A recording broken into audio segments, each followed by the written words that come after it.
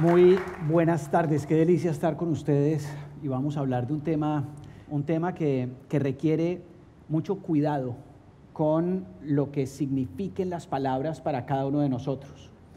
Creo que parte de lo que debemos hacer como ser humanos es ser cuidadosos y precisos con las palabras, porque muchas veces impactamos a otros. No sé si se han dado que el afecto afecta, a veces positiva y a veces negativamente, porque siempre que afectamos a otro, lo tocamos. Y las palabras tocan, a veces con mucha más fuerza de la que nos podemos imaginar. Un ejemplo de eso para hablar de rentabilidad humana lo tiene Fray Antonio de Montesinos, donde estamos ubicados, en donde hace 5 siglos y una década se escuchó en América el primer discurso por los derechos humanos. Cuando hablamos de rentabilidad, básicamente es como la explotación de un ser humano. Una de las cosas que estuve meditando cuando me hicieron esta invitación fue ver qué tanto ha cambiado esa historia en este tiempo, en nuestro planeta. Y hoy estamos enfrentando una era de la COVID-19, este virus que a todos nos tiene usando tapabocas y sin vernos la sonrisa. Y me ha parecido que no ha cambiado mucho la humanidad, que tal vez lo que sugería o lo que han sugerido tantos seres humanos como Nicolás de Maquiavelo en El Príncipe o el Leviatán de Hobbes, en donde somos malos seres por naturaleza, se ve hoy. El país que más ha vacunado es Israel, sin tocar un solo palestino en su vacunación, algo que ha sido muy cuestionado y que de mi parte lo cuestiono de la misma forma. Se sigue viendo cómo los países que tienen vacunas son los países que son potencias mundiales. En Colombia, en mi patria, hoy empezaron las vacunas 2 meses después de lo que empezaron en otros países, y en República Dominicana de la misma forma, y muchos otros países de América Latina tenemos porcentajes mínimos o muy bajos, y países en África también mínimos o muy bajos, salvo en los países petroleros, en Emiratos Árabes y otros países. Eso me lleva a cuestionar qué debe significar la rentabilidad humana, qué contexto podemos darle a hoy un mundo en el que creo que la humanización es mucho más importante que nunca antes, en donde todo el recorrido en la historia laboral ha pasado de la esclavitud y de someter a otros a inspirarlos. La rentabilidad humana en este momento creo que debemos romperla, botarla y tal vez hablar de cómo podemos sacar de adentro lo mejor de quien está frente a nosotros. Eso curiosamente es lo que significa educar. Educar viene del latín, educere, educere, educare. Y no es entregar información, es extraer información, sacar de adentro lo mejor que otro pueda tener. Creo que hablar de el potencial humano, de lo que podríamos llegar a ser, es el tema del que quiero compartirles y abordar a partir de la invitación de hablar sobre rentabilidad humana, para que entendamos que no podemos seguir explotándonos, que no podemos seguir teniendo relaciones meramente transaccionales. En el mundo organizacional se ve eso mucho más frecuente de lo que quisiéramos, y es cómo yo voy por una paga haciendo lo menos posible, cómo yo no me conecto con lo que hago, no encuentro propósito, que es uno de los temas que quiero que abordemos. Yo creo que ese potencial humano se junta tal vez cuando hay una intersección entre propósito, felicidad y éxito. No sé si se han dado cuenta cómo a veces hemos descontextualizado lo que éxito significa. En la Real Academia de la Lengua Española, éxito traduce literalmente el resultado feliz de un negocio. Y cuando uno habla del resultado feliz de un negocio, tal vez es porque tuvo un afecto positivo en uno, en otros y en el entorno. Cuando el éxito no tiene una intersección con nuestra felicidad y la de otros, creo que no hay éxito.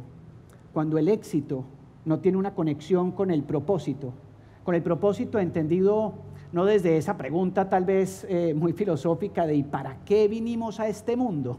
No, que tal vez muchos no necesariamente lo hemos encontrado, no sabemos para qué vinimos a este mundo, y tal vez creo que de lo que se trata es de cómo cada uno de nosotros pueda hacer maravilloso este día, como el poeta griego que decía el carpe diem, ¿no? Ese hacer maravilloso este día, hacer maravilloso este instante, que se conecta muchísimo con el mindfulness, ¿no? Con esa plena conciencia, que no es estar en flor de loto de manera meditativa y levitando, haciendo un mantra, sino entregados profundamente en donde estamos, en este lugar, estando conectados unos con otros. El propósito tal vez lo definen muy bien los japoneses cuando hablan del ikigai, ¿no? Esa conexión entre ¿para qué soy bueno? ¿Cómo puedo servir a otros? ¿Cómo puedo ser útil para la sociedad haciendo algo que me gusta y por lo que me pagan? Eso es el mundo ideal. Y creo que el potencial humano se desarrolla cuando encontramos ese ikigai. Creo que parte también de las palabras que hay que resignificar es el éxito, porque conozco muchas personas exitosas, infelices y desconectadas de un propósito, en donde tal vez lo único que nos interesa es hacer dinero. Y creo que, nuevamente citando a Maquiavelo, en palabras de Napoleón, ¿no? El fin justifica los medios. Curiosamente no es una palabra del Príncipe en ese libro de Nicolás Maquiavelo, de hecho no se encuentra en ninguna página del libro.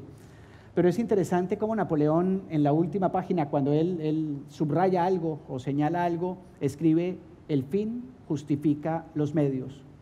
Creo que como sociedad debemos enfocarnos mucho más en el proceso para que los resultados sean la consecuencia natural de un proceso bien hecho, bien definido.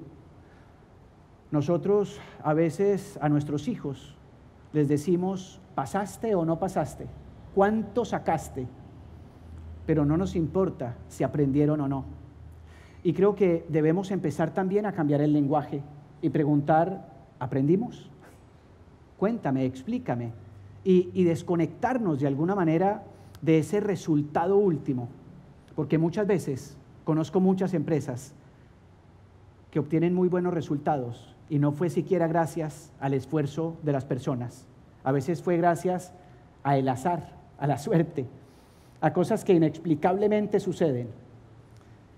En las juntas directivas que he tenido el privilegio de acompañar, cuando hay un año muy bueno, todos los ejecutivos dicen que fue gracias al trabajo y la estrategia que hicieron.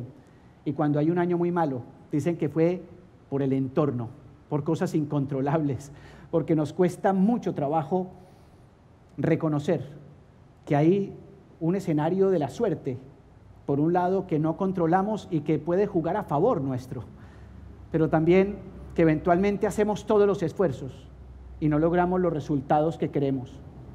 Creo que poder definir el éxito por el proceso que desarrollamos es fundamental.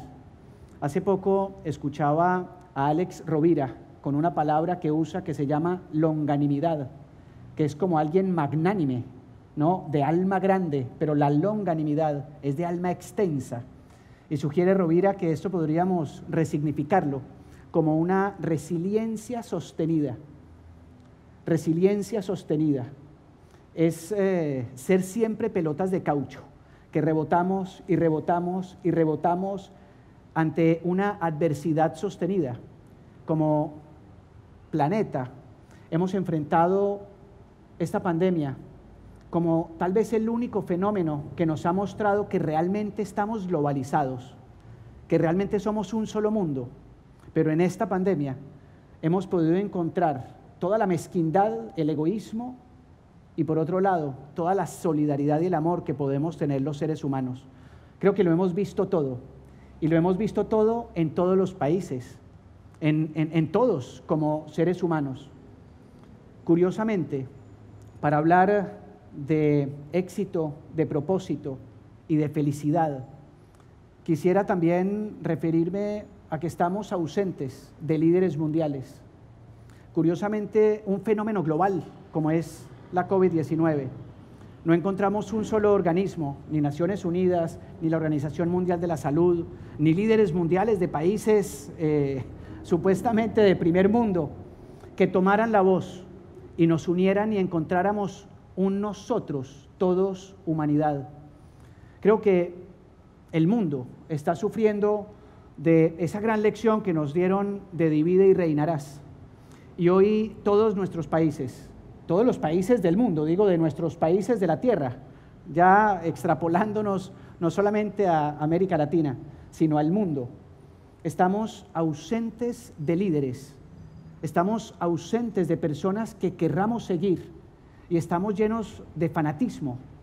Y el fanatismo nos impide pensar, el fanatismo nos impide generar ideas, ser propios y encontrarnos a nosotros mismos, porque queremos tal vez encarnar a otro y no encontrarnos a nosotros.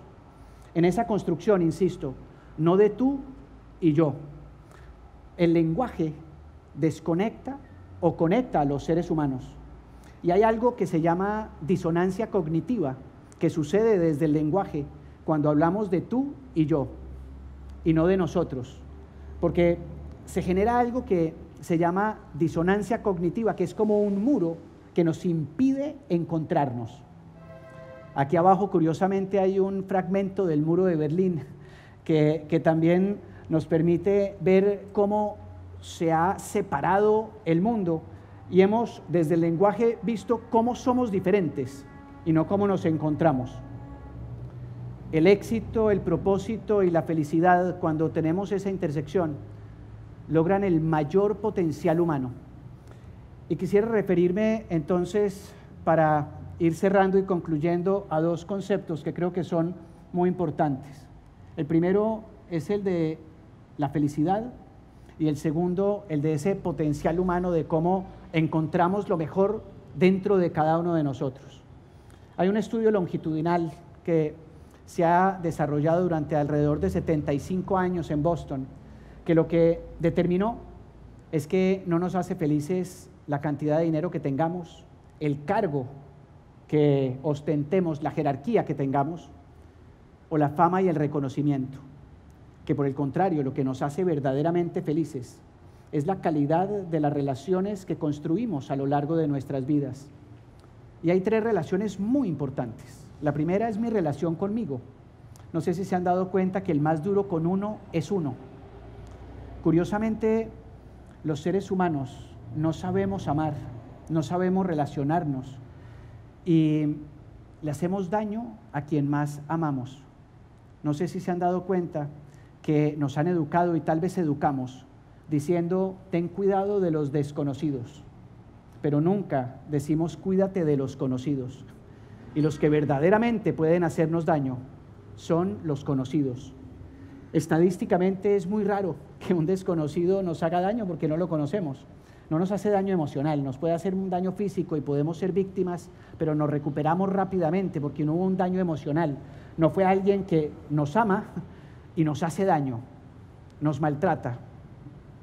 Nos relacionamos desde el sometimiento o desde el miedo al rechazo, el miedo al abandono, la búsqueda de afecto, aprobación y aceptación.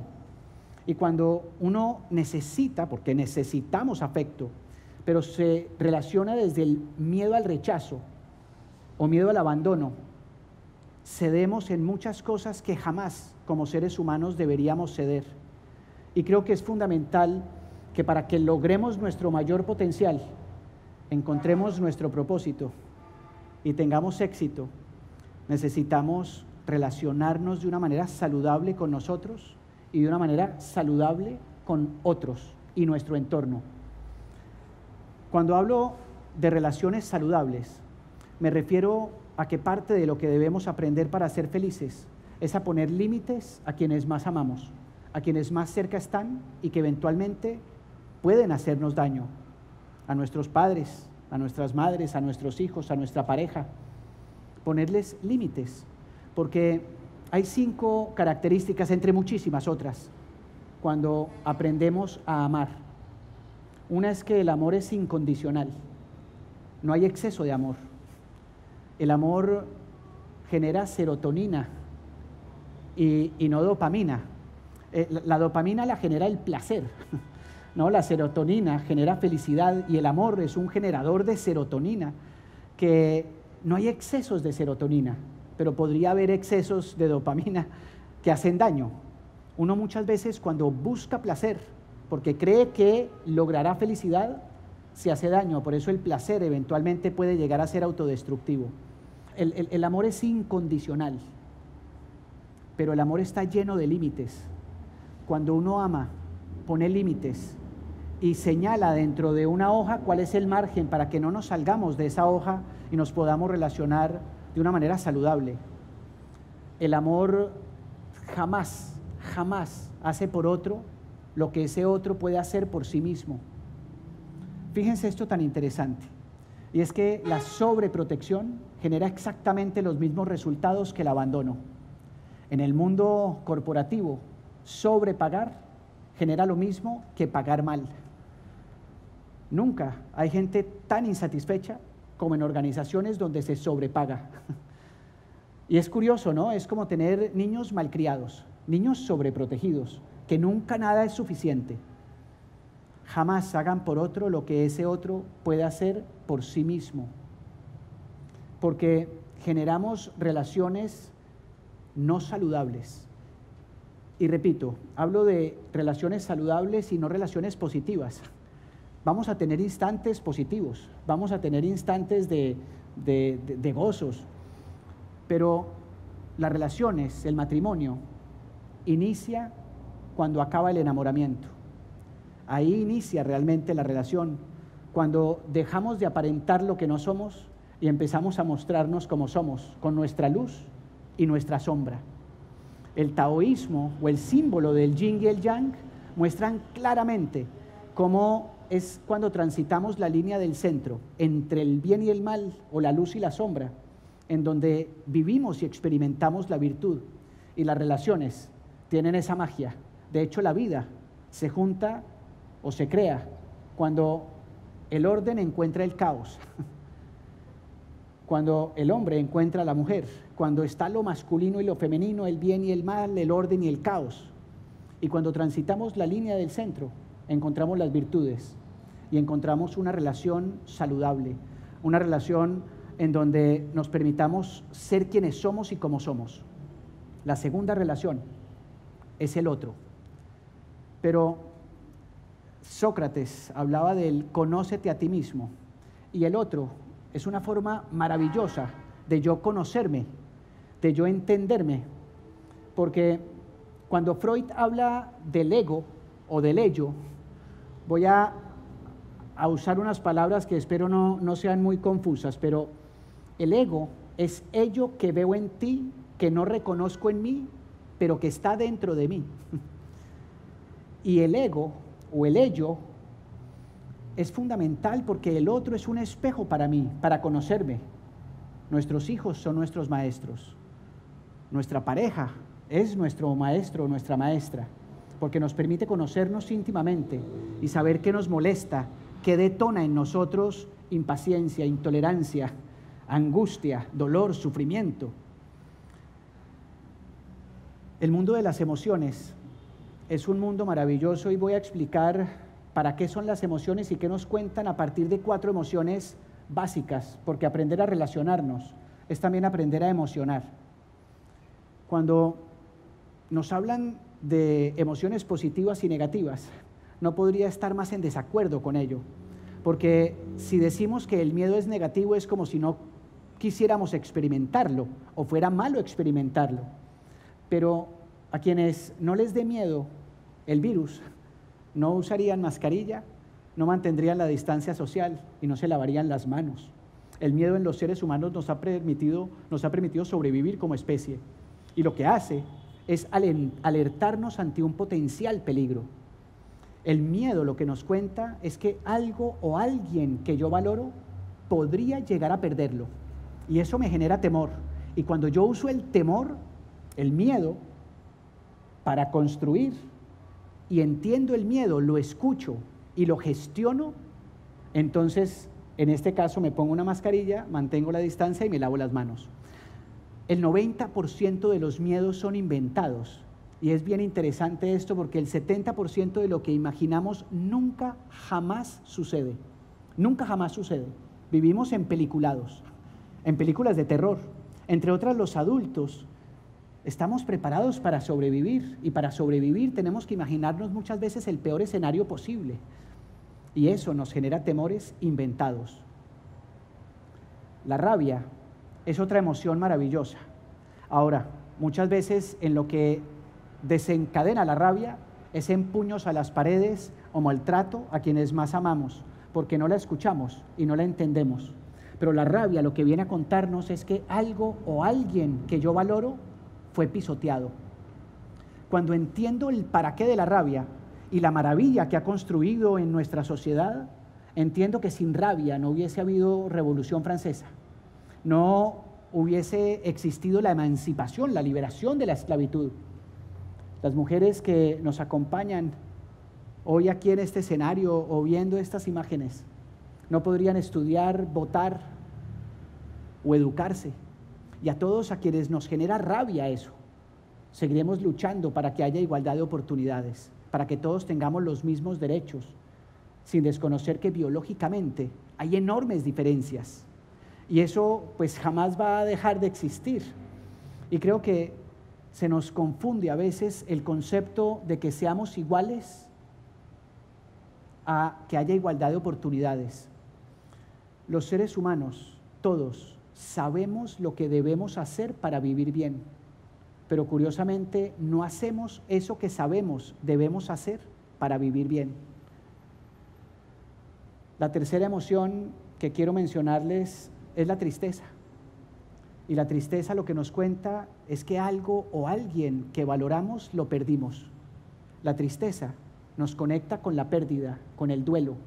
Y es fundamental experimentarla y sentirla y gestionarla para que cuando perdamos algo o alguien que valoramos, y fíjense esto tan interesante, cómo las emociones nos conectan con nuestros valores, con nuestra moral, con nuestra ética.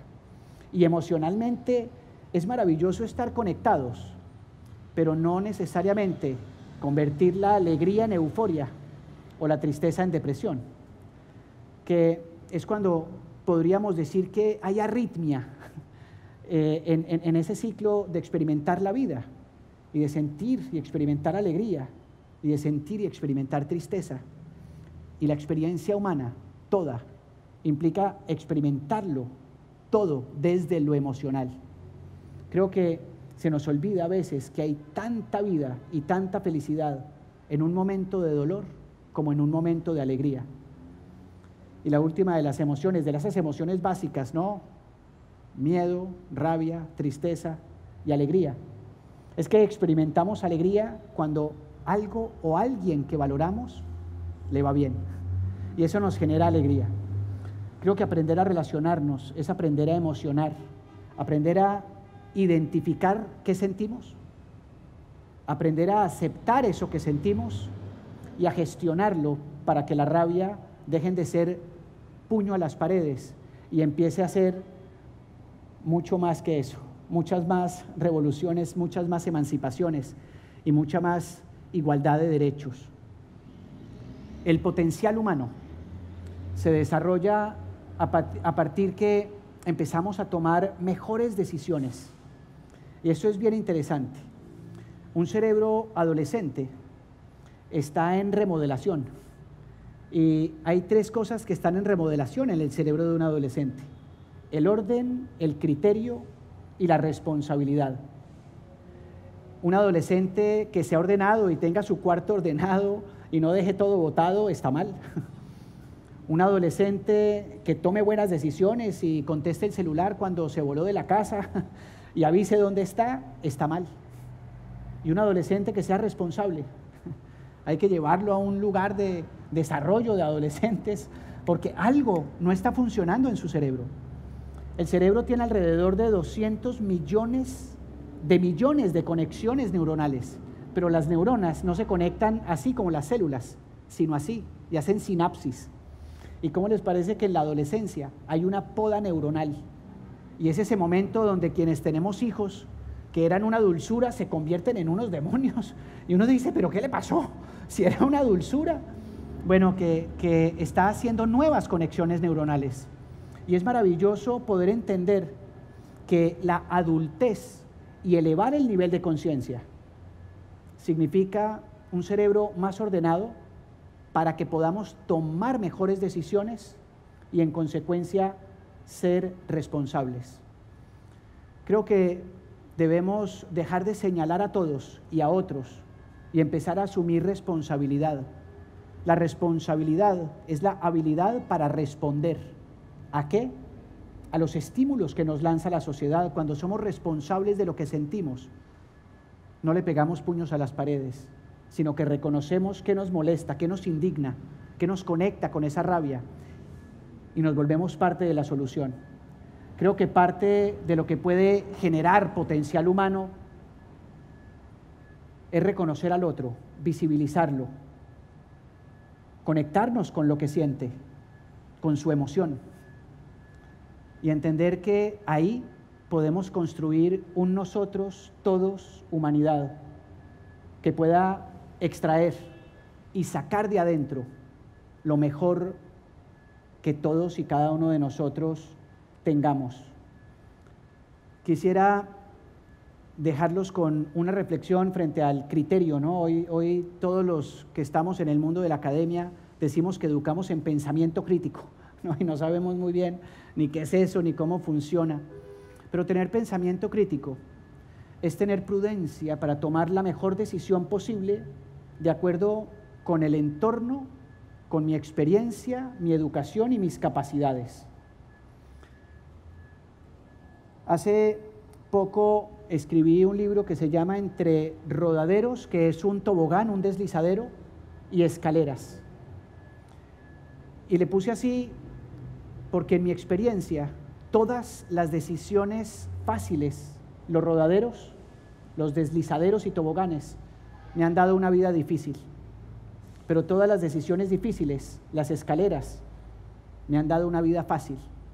Si queremos nuestro mayor potencial, debemos entender que somos un ecosistema, como individuos y como sociedad. Como individuos en lo mental, espiritual, emocional y físico, y como sociedad en lo cultural, en lo social, en lo moral, en lo ético. Y creo que entender ese constructo y ese ecosistema hace que cada uno de nosotros deba trabajar y empezar a tomar decisiones, mejores decisiones en todos los aspectos de la vida. Y para crecer juntos, quiero darles 5 ideas para cerrar y abrir algunas preguntas que espero se hayan generado a partir de este espacio, en donde mi metodología es más socrática. Sócrates decía que todas las preguntas son buenas y todas las respuestas son malas. No creo que todas las respuestas sean malas, pero sí que son las preguntas las que iluminan. Y espero que esto, más que respuestas, les genere interrogantes y que se llenen de preguntas para que crezcamos juntos.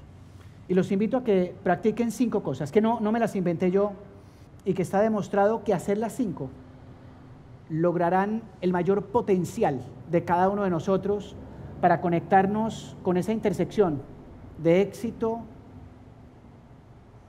felicidad y propósito. Cuidemos nuestro sueño.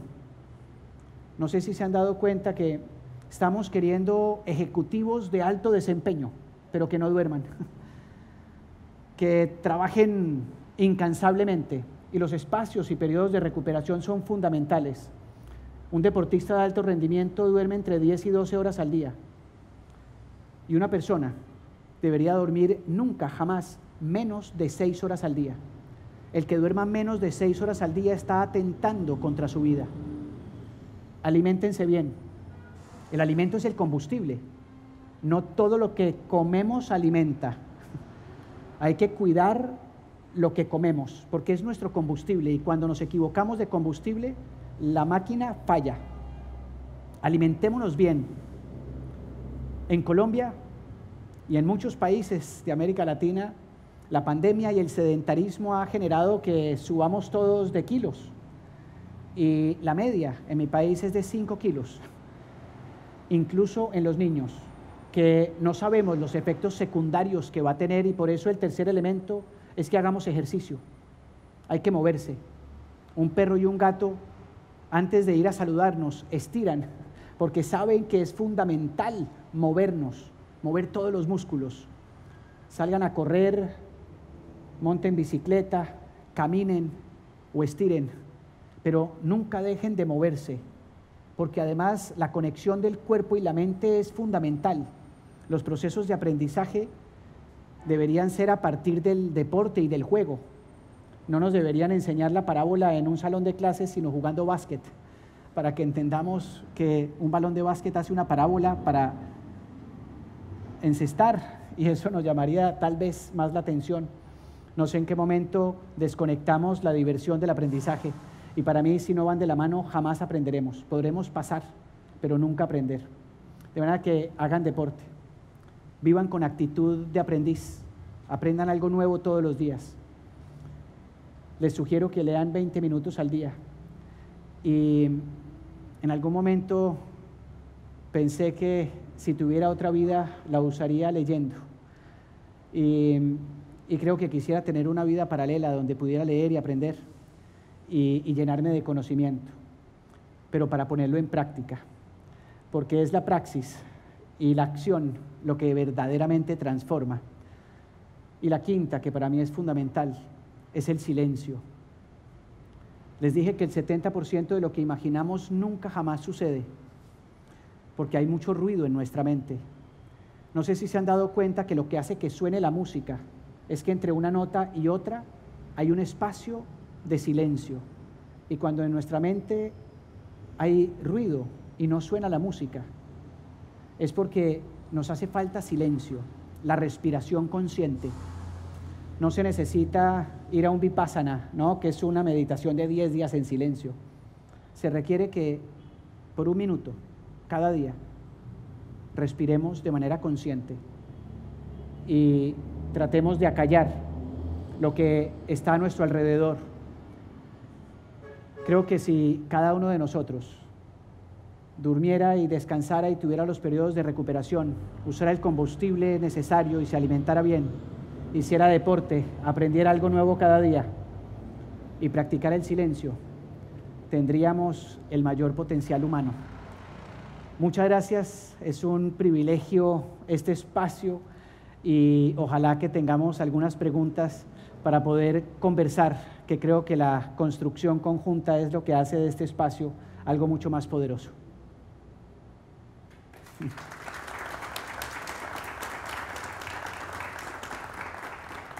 Buenas tardes. En su intervención mencionaba en parte la parte de las relaciones saludables, pero no podemos negar que esta nueva realidad mundial ha venido a frenarnos y a darnos algo que mencionaba, que es el miedo. ¿Cómo podemos alimentar favorable o en este caso desfavorablemente las relaciones saludables con esto que está pasando ahora?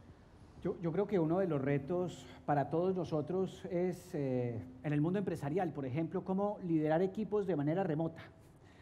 Y creo que es conversando. Hay un biólogo, filósofo, antropólogo, bueno, creo que es más estudiado, se llama Humberto Augusto Maturana, es chileno, y señala muy bien lo que significa conversar. Dice que conversar es versar con, y cuando verso, giro, y cuando giro, bailo, y cuando bailo, legitimo al otro. Creo que parte de reconocer al otro, de conversar, que es una práctica maravillosa, que además esto nos ha permitido tal vez volver a los juegos de mesa, volver a conversar, volver a estar en familia y acercarnos a situaciones que tal vez en otros momentos nos habíamos desconectado, y ese poder estar juntos, podemos capitalizarlo o no. creo que la tecnología es maravillosa o perversa, dependiendo del uso que le demos. En ese potencial humano, fíjate que hay un libro que escribe C.S. Lewis que se llama Cartas del Diablo a su sobrino. Y en ese libro, el diablo le cuenta a su sobrino que el camino al infierno es una suave pendiente. Lo que el diablo no le cuenta a su sobrino es que el camino al cielo también es una suave pendiente, pero cuesta arriba. Y creo que esto va a exigir de nosotros mayores esfuerzos, va a exigir de nosotros mayor serenidad. La serenidad no es estar tranquilo y en paz y en calma, ¿no?, en un amanecer y en un atardecer, sino que en la tormenta podamos enfocarnos en lo que realmente importa. Y para estar serenos, parte de la práctica es la meditación, parte de la práctica es el ejercicio y la alimentación, porque fíjate que son como simbióticas, ¿no? Unas con otras van potencializándose. Elevar el nivel de conciencia es retar la naturaleza. Tal vez volvemos al principio, y es como por naturaleza somos egoístas y cuidamos nuestro pequeñísimo nosotros, y me importo yo y mi pareja y mis hijos, y hay que ir expandiendo ese egoísmo hasta que se arme un nosotros todos planeta, trascendiendo incluso la humanidad, para que cuidemos los ríos y cuidemos los recursos naturales y cuidemos todo lo que hay que cuidar. La naturaleza humana tal vez podríamos señalar que es egoísta, pero elevar el nivel de conciencia es retarnos como seres humanos en la conciencia para elegir caminar hacia el cielo y hacer, insisto, lo que sabemos debemos hacer para vivir bien, pero que no lo hacemos. Y la verdadera transformación no está en que tal vez todos asentimos. Mi abuelo me dice que a mí me pagan por contarle a las personas lo que las personas ya saben, y tiene razón. Y por eso, más allá de que digamos, sí, yo sé, es cómo hacer el link, cómo logramos hacer el clic para a partir de ya transformarnos y hacer algo diferente para bien, para construir. El miedo es maravilloso y para mí es milagroso porque me conecta conmigo, me conecta con quien soy, me conecta con lo que me importa. Aprender a gestionarlo es el reto de la conciencia y en donde cada uno de nosotros, a título personal, debe trabajar todos los días, porque en eso no hay tregua. Fíjate que muchas veces se habla de liderazgo cuando yo tengo a otros a mi cargo, y muy poco se habla de liderazgo para hacerme yo cargo de mí. Y creo que nadie debería tener a otros a su cargo cuando no es capaz con su propia vida. Y ser parte de ser capaz de nuestra propia vida es asumir responsabilidad de ella y dejar de delegar en otros nuestras emociones, nuestros comportamientos y nuestras posibilidades. Vivimos en un mundo en el que tal vez nos han educado como privilegiados a quienes hemos tenido privilegios y creemos que más oportunidades nos generan más derechos, y creo que eso es gravísimo, porque todos quienes tenemos más oportunidades tenemos más responsabilidades y jamás más derechos que nadie. Y yo creo que en eso, como sociedad, muchas veces nos equivocamos, en no hacernos responsable de nosotros mismos y responder ante esas emociones como el miedo, de esos estímulos que nos lanza la sociedad. No sé si respondí, pero... Sí, muchas gracias. Buenas tardes. Constantemente se nos ha dicho que el miedo, la tristeza y la rabia son sentimientos negativos. ¿Cómo hacemos, por ejemplo, para transformar esa negatividad, que las personas vean esos sentimientos como negativos, que lo vean de forma positiva? Yo lo primero es que quisiera alejarme de mencionar que una emoción es positiva o negativa. Una emoción es una emoción y está para contarnos cosas. Las emociones son como esos buenos amigos que nos dicen la verdad y que a veces no queremos escucharlos. Y creo que es muy importante que aprendamos a emocionar. Y a veces el intentar definirlo todo nos encasilla para no experimentarlo y para no descubrirlo. Y yo soy muy amigo de no catalogar la emoción dentro de un marco bueno o malo, o positivo o negativo. Más bien, soy amigo de emocionar y de que experimentemos lo que está sucediendo de la manera más presente posible, con todos los sentidos, y generar un diálogo y una conversación, una introspección a partir de esa emoción, para que eso nos permita construir. Porque, insisto, todas las emociones, incluso la alegría, que podríamos decir positiva, se convierte en euforia y daña muchas veces a nosotros y a otros. De manera que no creo que la emoción sea buena o mala, pero lo que hacemos con ella sí puede generar un daño o una construcción. Hay que aprender a emocionar, a sentir, insisto, a experimentarlo todo, porque de eso se trata la vida. Yo creo que parte de la experiencia de perder es valorar aquello que perdimos. Y sin esa pérdida no hubiésemos valorado. Por eso el cantautor latinoamericano dice: en vida, hermano, en vida. Porque muchas veces nos hace falta quien perdimos, cuando lo perdimos y ya no hay nada que hacer.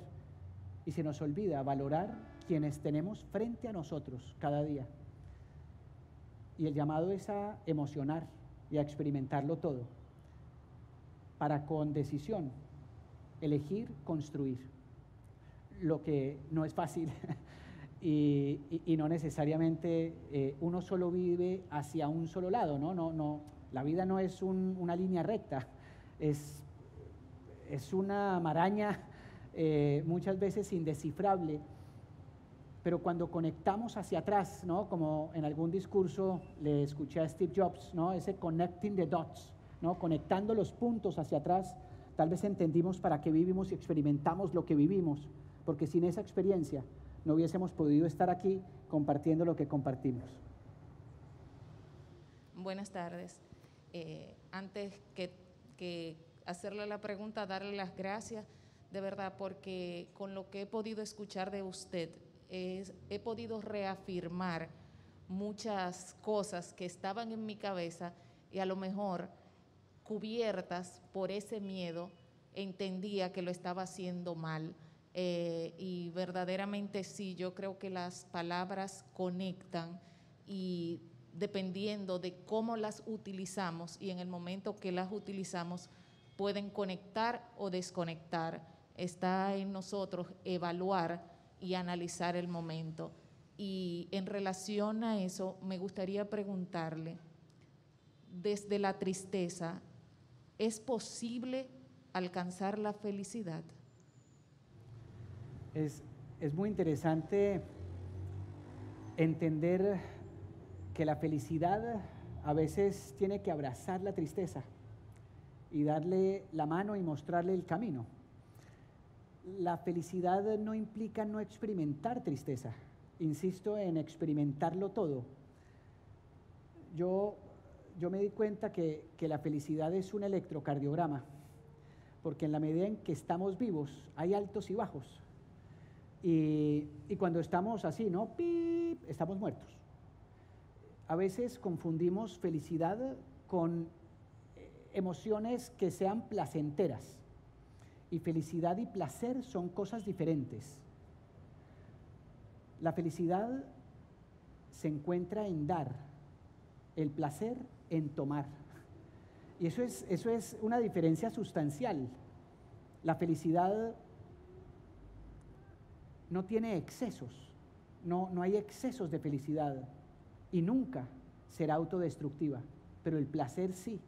De hecho, muchas personas que consumen sustancias psicoactivas es buscando placer y muchas veces confundiendo felicidad con placer. De manera que el placer puede llegar a ser autodestructivo, la felicidad nunca. Y nuevamente esos químicos que se generan en el cuerpo de la serotonina y la dopamina. Experimentar tristeza, insisto, nos conecta con la pérdida y darnos cuenta y nos comunica que eso que perdimos lo valoramos. Tal vez, y nadie nunca es monoemocional. No experimentamos una sola emoción, experimentamos muchas emociones. A veces se juntan, por ejemplo, la tristeza y la alegría. A eso le llamamos melancolía. Hay más de 250 emociones con nombre en español. Y creo que vivir una vida plena es experimentar todas las emociones que existan, incluidas las emociones que físicamente no se sienten tan placenteras.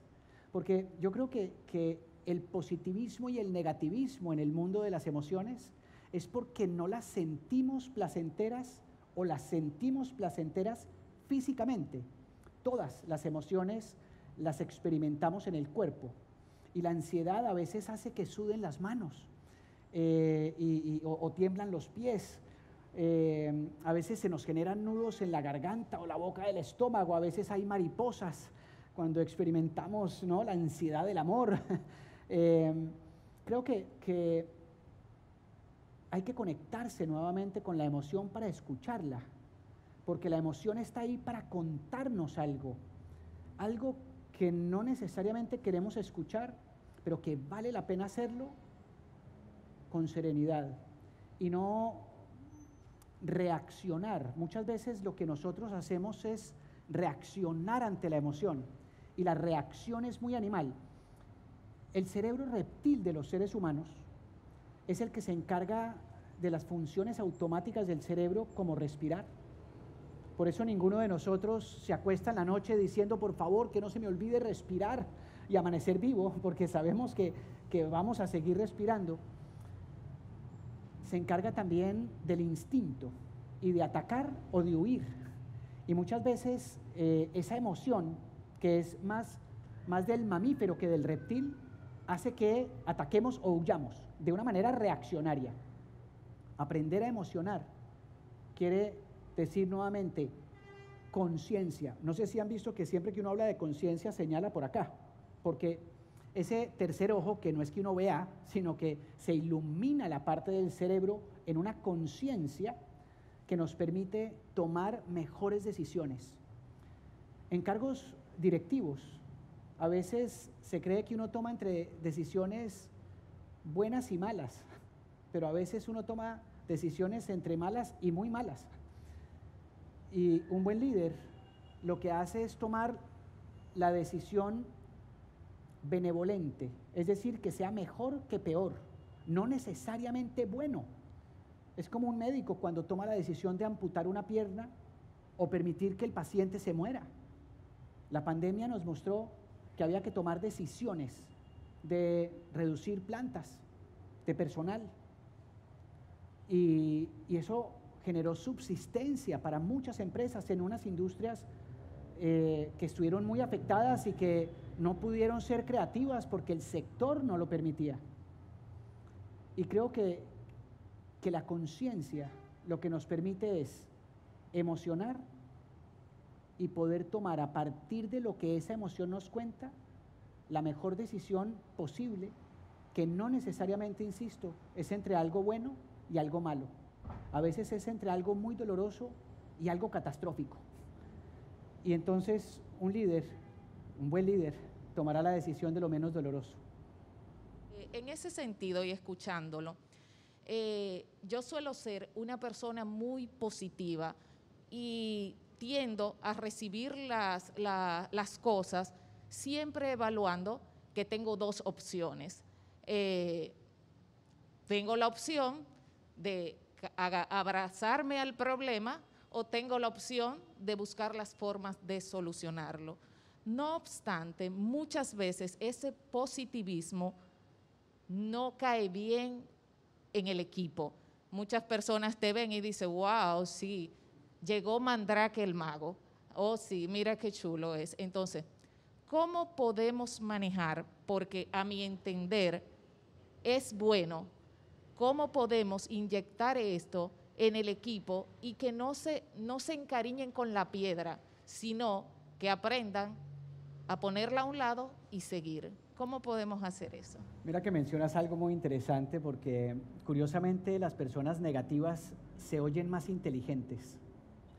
Alguien positivo tiende a lo utópico y pareciera idealista y no positivo realista. Creo que es un don y una habilidad, porque no necesariamente se viene con ella instalada. También podemos volvernos positivos. Me he dado cuenta en el mundo organizacional que entre más altos jerárquicamente somos, más vamos frunciendo el ceño, como que más serios nos vamos volviendo y más temor tenemos a expresarnos y a divertirnos.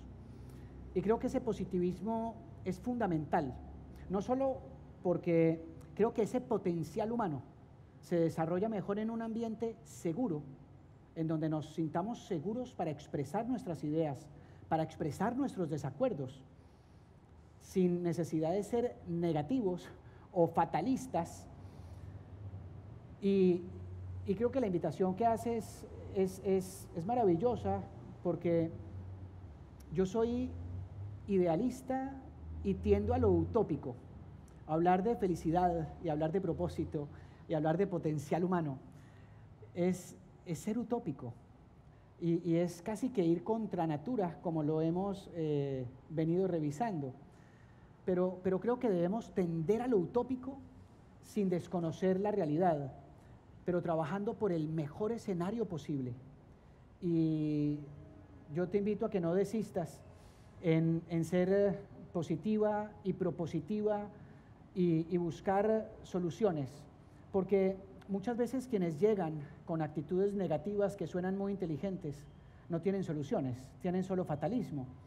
Y el hecho que uno pueda ver que hay algo que está mal no necesariamente nos obliga a no intentar buscar una solución y a no buscar la manera de construir.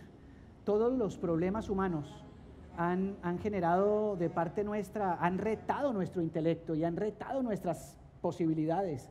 Y creo que para eso debemos usar el positivismo, el idealismo y lo utópico. Y ojalá tendamos a lo utópico, tendamos a ese idealismo sin desconocer la realidad, para construir sobre bases muy firmes. Quería preguntarle, en la cultura organizacional del hacer, ¿de qué manera podemos enfocarnos y construir el ser a la misma vez? Yo creo que es muy importante definir lo que es la cultura. Y Peter Drucker dice que la cultura se come a la estrategia al desayuno. ¿Qué quiere decir esto? Que una muy buena estrategia con personas con muy mala actitud no se lleva a cabo. Mi socio suele decir que la cultura es la fiesta y el compromiso es lo que elegimos hacer, las personas que vamos a la fiesta, en ese lugar. Hay personas que van a las fiestas a criticar cómo se viste la gente, a decir que la música muy mala, que la comida muy poquita. Y en el mundo organizacional encontramos ese tipo de personas que van como detractores permanentes. Curiosamente, el 13% de las personas dentro de una organización van a cometer algo mucho más grave que el ausentismo, y es el presentismo. Es ir a no trabajar. Imagínense esto tan complejo. La cultura es la fiesta, y creo que cuando a uno no le gusta una fiesta, debe irse. No nos obligan a estar en ese lugar, no nos obligan a bailar, pero nos extendieron una invitación cuando nos contrataron y nosotros elegimos estar ahí.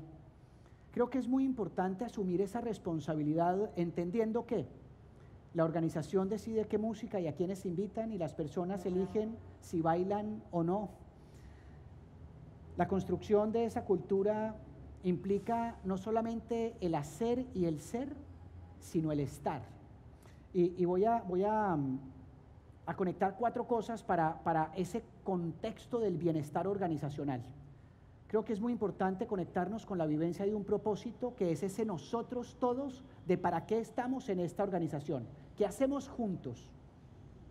Lo segundo es que mi rol esté muy definido, que yo sepa exactamente qué hago, dónde lo hago, cómo lo hago, con qué herramientas cuento, que mi compensación sea justa y que la cultura, la música y el liderazgo estén alineados con todo esto y sean coherentes.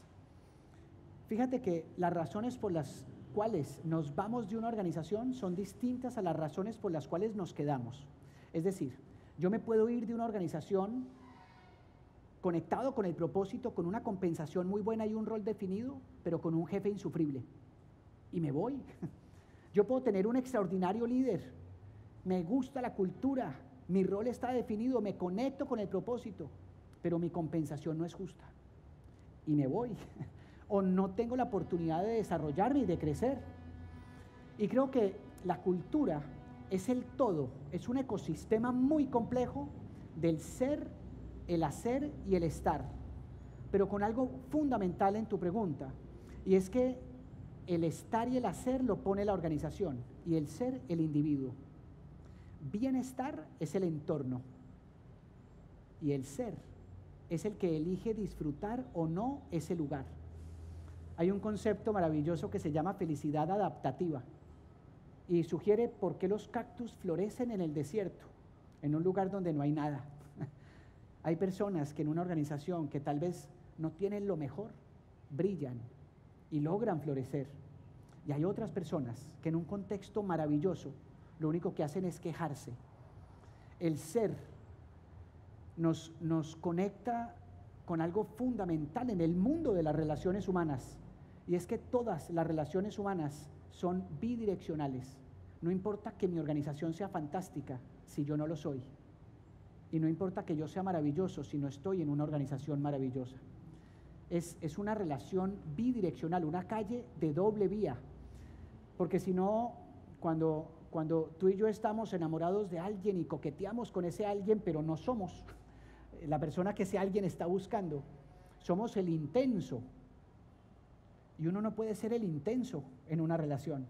Uno debe buscar a alguien con quien pueda tener, con quien pueda bailar, con quien quiera amanecer. Y ese contexto organizacional lo componen muchísimas otras cosas, aparte de las que mencioné. Pero si uno quiere generar una experiencia fantástica, conectemos con el propósito, definamos muy bien los roles, cuidemos la cultura, la fiesta, el liderazgo, y tengamos una compensación digna, porque no se les olvide que hay personas que se quejan siempre de su compensación, y la dignidad no tiene precio. La dignidad no tiene precio. George Hegel, en la dialéctica del amo y el esclavo, sugiere que los seres humanos preferimos la vida sobre la libertad y que por eso existe la esclavitud. Y hoy necesariamente la esclavitud no es la esclavitud que conocíamos de látigo y sometimiento desproporcionado. Hoy esas formas de indignidad se viven de muchas otras maneras, con tratos injustos. La dignidad está conectada con el trato justo, y ese trato justo debe incluir una sana compensación. Como lo mencioné, no sobrepagar ni pagar mal, es la justa media. Bien, buenas tardes.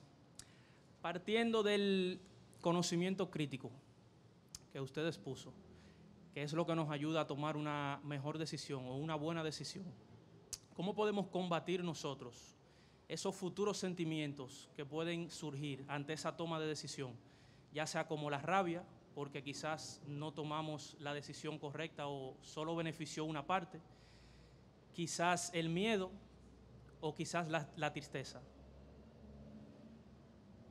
Mencionas algo muy interesante, y es cómo cuidamos esos futuros sentimientos, ¿no? Y fíjate que para mí hay 3 enfermedades brutales en nuestro siglo, que es el exceso de pasado, que es la depresión, y eso se soluciona con el perdón. porque típicamente el pasado nos llena de odio, rencor y resentimiento. El exceso de futuro genera ansiedad y eso se soluciona con gratitud. Y el exceso de presente nos genera estrés y eso se soluciona parándonos a servir, a hacer algo por otros. Esa futurología en la posible emocionalidad que pueda surgir a partir de nuestra emoción es única en la especie humana. Ninguna otra especie le preocupa lo que podría llegar a sentir. Nuestro miedo es evolucionado. Una cebra no le da miedo que de pronto mañana un león se la pueda comer.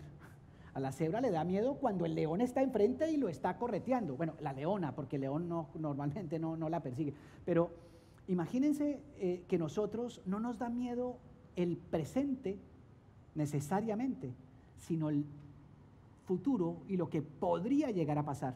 Y por eso es que nuestra mente tiene que estar muy, muy, muy centrada, porque tenemos la magia de experimentar todas las emociones en nuestra imaginación. García Márquez, en su historia, su libro autobiográfico de Vivir para contarla, sugiere que la vida no es lo que nos pasa, sino lo que contamos de lo que nos pasa. Nunca te olvides que los seres humanos somos de narrativa y tal vez el cuento que cuentas es el cuento que contamos y cómo lo contamos. Y si uno quiere cambiar el pasado, puede cambiar la historia que cuenta. Es una manera de sanar, cambiar la historia. Tanto que a niños que nunca sufrieron agresiones, pero les contaron que fueron agredidos, lo experimentaron como real y se llenaron de esos temores que generó una agresión que nunca existió. La historia que cuenta es la historia que contamos y hay que cuidar muchísimo la narrativa y tal vez volvemos a ese ser cuidadoso y preciso con las palabras y con las historias que contamos. No sé si a eso te referías con el sentimiento futuro, pero frente a las decisiones, creo que siempre que tomamos una decisión nos arriesgamos a equivocarnos y lo que nos hace adultos y responsables es nuestra capacidad de asumir la consecuencia de nuestros actos. Y en la medida en que uno está dispuesto a asumir la consecuencia de sus actos es adulto. Y nunca el tomar una mala decisión debe eximirnos de asumirla. Creo que la adultez implica eso. Nos equivocamos, asumimos. Y crecer duele. Y ser adulto duele. Y implica equivocarse. Y por eso los japoneses sugieren que si te caes 7 veces, te levantes 8, porque fracasas el día que dejas de levantarte, no el día que te caes. De manera que nunca dejemos de levantarnos. No sé si respondo a tu pregunta, porque tenía varios elementos. Y no sé cuánto nos quede, pero antes de que cerremos las preguntas, yo quisiera hacer un ejercicio diferente. Y es yo preguntarles a ustedes qué se llevan de este espacio. Y no sé si eso nos daña todo el formato, pero me encantaría poder escucharlos. Como qué se llevan de este espacio, ¿no? ¿Qué fue útil y con qué se quedan? Porque creo que puede ser un ejercicio maravilloso para que todos aprendamos de todos y crezcamos juntos en el conocimiento de la cocreación, que creo que es la magia de poder hacer este ejercicio y de estar juntos. Y no sé si quieras iniciar tú, que tienes el micrófono. Claro que sí. Bueno, he aprendido sobre eso, que todo lo que usted nos habló sobre la felicidad, que debemos de perseguir nuestros sueños, que debemos de levantarnos, siempre luchar por lo que queremos, sin tener tanto en cuenta de qué puede venir en el futuro. Arriesgarnos, tomar nuestras decisiones y, como usted dijo casi ahora, pues asumir esa responsabilidad con altura, con madurez, y para una próxima ocasión pues poder tomar mejores decisiones. Bueno, buenas tardes. Gracias por todas las instrucciones que nos ha dado en esta tarde. Yo me llevo muchas cosas, porque me llevo como empleada, como entidad social, como ser humano, como madre. O sea, he encontrado muchas palabras que a menudo uno se la pregunta. ¿Y qué le digo? Como madre, nosotros tenemos mucho miedo con nuestros hijos y por eso a veces yo digo que uno comete el error de cuidar en demasía. Entonces, he aprendido que tenemos que soltar esos miedos y dejar que nuestros hijos crezcan por sí solos, que aprendan por ellos, como aprendimos nosotros, tropezando. Y no cuidarlo tanto, tanta apapuchadera. También he aprendido que cada situación que se presenta en nuestro camino es para crecer. Cada tropiezo es para que nosotros aprendamos a caer y a levantarnos. Entonces, también he aprendido que uno tiene que tener sueños, no importa lo que te digan, y aprender a volar, no importa que te quieran cortar las alas. Y también he aprendido que antes de ser hay que estar. Dices algo que me parece fantástico y es como de alguna manera estamos educando con culpa y estamos construyéndole unos nidos muy cómodos y muy grandes a nuestros hijos, cuando deberíamos es educar hijos con alas grandes que salten del nido y que no se queden ahí. Y hoy tenemos muchos miedos y estamos, creo que todos sobreprotegiendo de alguna manera más allá de lo necesario a nuestros hijos. Muchas gracias. Buenas tardes. En esta tarde realmente me llevo el que yo siempre he sido una persona que mis ideas pueden ir totalmente al revés de lo que la mayoría piensa. A veces resulta un poco frustrante porque al intentar decirle, no, pero a mí me parece de tal forma, en esta tarde me genera realmente una fuerza, un valor para seguir siendo como soy. Muchas gracias. A ti muchas gracias. Buenas tardes otra vez. Nada, me llevo muchas cosas, pero algo muy valioso para mí es que refuerzo nuevamente que ser positivo no está mal, que debo cortar un poco las películas que tengo de querer proyectar el futuro y en vez de estar proyectando, accionar y esperar la respuesta que tenga para en base a eso tomar las decisiones correctas. Y sobre todo, algo muy importante y que nunca practico es desconectarme y respirar un poco. Me llevo esos puntos hoy conmigo. Muchas gracias. A ti. Bueno, no sé, eso fue todo. Muchas gracias.